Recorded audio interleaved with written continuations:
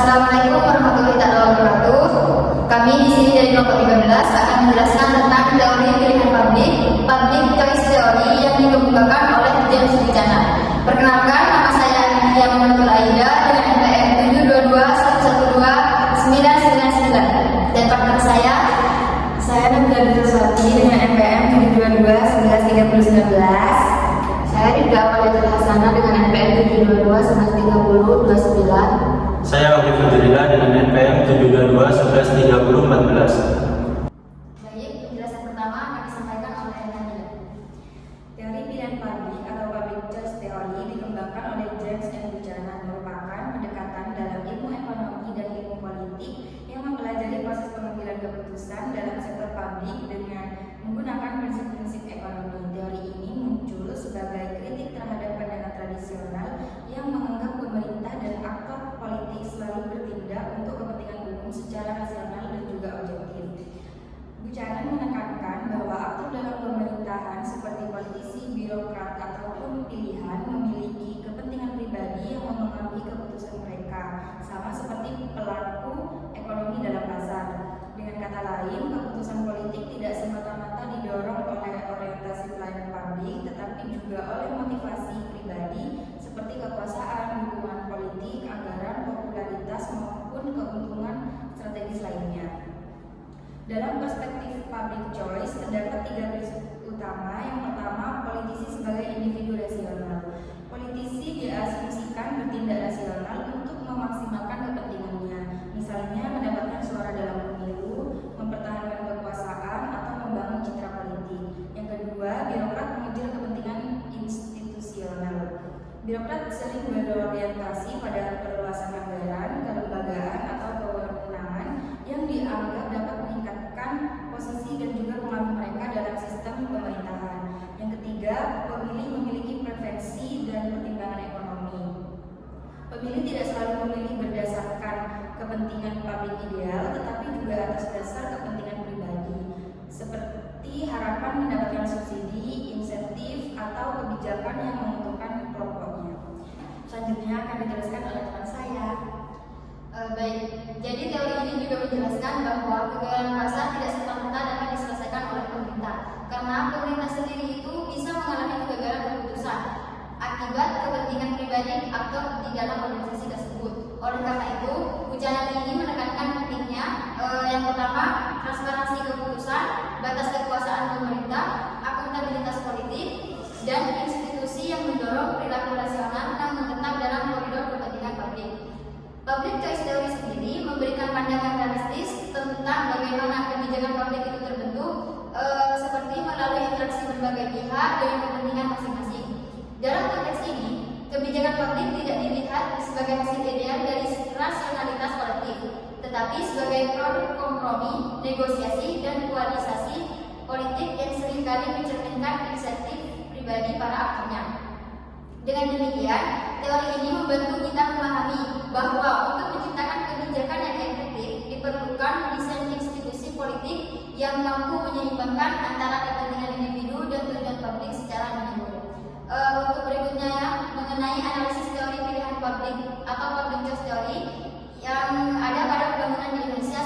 Baik, pada materi selanjutnya yaitu mengenai analisis teori pilihan publik atau public choice theory yang terjadi pada pembangunan di Indonesia serta contohnya akan dijelaskan oleh teman saya. Di sini saya akan menjelaskan mengenai analisis teori pilihan publik pada pembangunan di Indonesia. Teori pilihan publik yang dikembangkan oleh James Buchanan menjelaskan bahwa aktor politik seperti politisi, birokrat, dan kelompok kepentingan bertindak berdasarkan kepentingan pribadi, bukan semata-mata demi kepentingan publik. Teori ini dapat digunakan untuk menganalisis bagaimana pembangunan di Indonesia sering dipengaruhi oleh kepentingan politik dan institusional. Yang pertama, kebijakan pembangunan dipengaruhi kepentingan elektoral. Dalam demokrasi, politisi memiliki insentif untuk mendistribusikan program atau proyek pembangunan yang menghasilkan dukungan suara. Contohnya seperti peningkatan anggaran bantuan sosial menjelang pemilu sering meningkat signifikan setiap tahun politik. Hal ini selaras dengan teori bahwa politisi ingin membeli dukungan publik melalui kebijakan populis. Yang kedua, birokrasi mengejar kepentingan institusional. Buchanan menyatakan bahwa birokrat cenderung ingin memperbesar anggaran, program, dan kewenangan lembaga, bukan semata-mata meningkatkan efisiensi. Seperti contohnya, tumpang tindih program kemiskinan di pemerintahan pusat dan daerah menyebabkan pemborosan anggaran karena setiap instansi ingin memiliki program sendiri. Yang ketiga, government failure dalam pembangunan. Public choice menegaskan bahwa seperti pasar, pemerintahan juga bisa gagal menjalankan kebijakan secara efisiensi akibat kepentingan aktor di dalamnya. Contohnya seperti kasus korupsi proyek infrastruktur, seperti proyek pembangunan jalan dan jembatan yang markup anggaran, korupsi dana proyek pembangunan dusun, irigasi, serta proyek pendidikan dan kesehatan. Dari yang sudah dibahas dari sebelumnya, dapat disimpulkan analisis teori pilihan publik pada pembangunan di Indonesia menunjukkan bahwa yang pertama, keputusan pembangunan tidak selalu didasari kebutuhan masyarakat, tetapi sering dipengaruhi insentif politik, birokratis, dan kepentingan kelompok. Yang kedua, fenomena seperti bansos menjelang pemilu, proyek mangkrak, korupsi anggaran, serta dominasi kontraktor tertentu menunjukkan adanya government failure sebagaimana dikritik oleh Buchanan. Yang ketiga, untuk menghasilkan pembangunan yang efektif, Indonesia memerlukan tata kelola yang lebih transparan, akuntabel, serta mekanisme yang mampu menyeimbangkan kepentingan aktor politik dan tujuan kesejahteraan masyarakat. Selanjutnya akan dibahas oleh teman saya. Baik, pada bagian ini saya akan menjelaskan bagaimana teori pilihan publik dari James Buchanan bisa digunakan untuk membaca realitas pembangunan di Madura.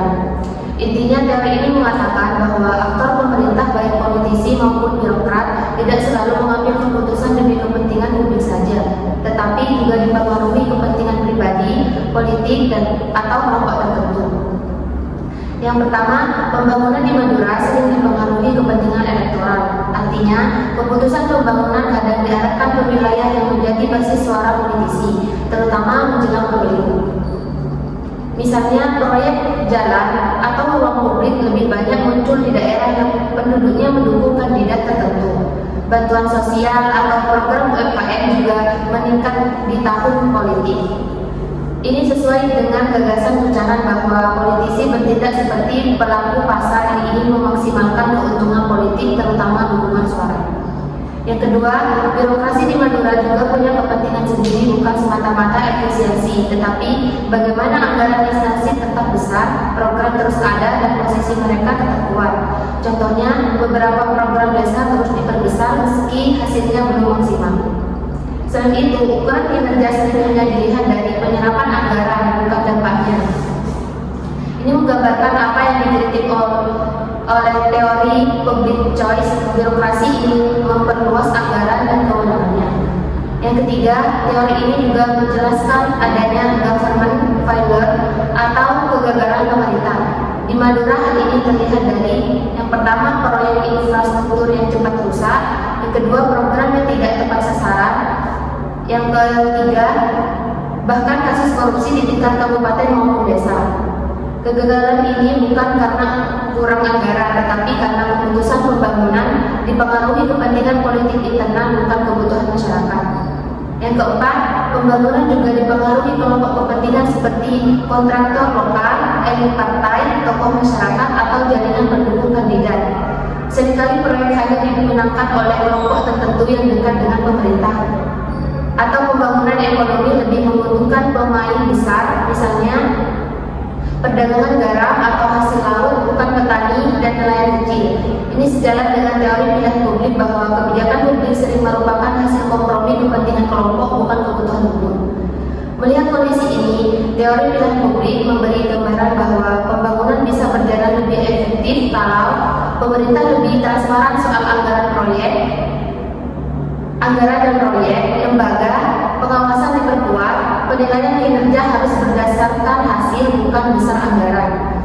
Yang terakhir, masyarakat dilibatkan sungguh-sungguh dalam perencanaan, bukan hanya formalitas. Kesimpulannya, pembangunan di Madura tidak murni hasil dari kebutuhan masyarakat, tetapi juga dipengaruhi kepentingan politik, birokrasi, dan kelompok tertentu. Dampak terlihat dari proyek yang tidak merata, program tidak efektif, dan bahkan korupsi. Dengan memahami teori pilihan publik, kita bisa melihat bahwa pembangunan bukan hanya urusan ekonomi, tetapi juga sangat dipengaruhi dinamika politik. Karena itu, transparansi, pengawasan, dan keterlibatan masyarakat perlu diperkuat agar pembangunan di Madura benar-benar berpihak pada rakyat. Terima kasih. Baik, dari materi yang sudah kita jelaskan, kesimpulannya adalah yang pertama, teori pilihan publik menunjukkan bahwa keputusan pemerintah tidak selalu berdasarkan kepentingan publik, tetapi juga dipengaruhi kepentingan individu dan kelompok. Di Indonesia sendiri, fenomena politik dan pembangunan sering sesuai dengan teori ini, terlihat dari proyek politik, range setting, dan perilaku birokrasi. Yang ketiga, di Madura, itu diterapkan pola aturan klien, kepentingan elit, dan distribusi proyek desa, memperkuat kenyataan bahwa pembangunan lokal juga dipengaruhi oleh kepentingan politik. Dengan memahami teori ini, mungkin kita dapat lebih kritis terhadap proses pembangunan dan kebijakan pemerintah, serta memahami bahwa pembangunan tidak hanya masalah ekonomi, tetapi juga ada masalah politik.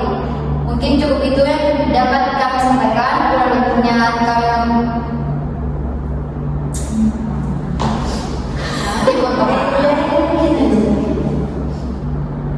cukup sekian penjelasan materi kali ini dari kelompok kami.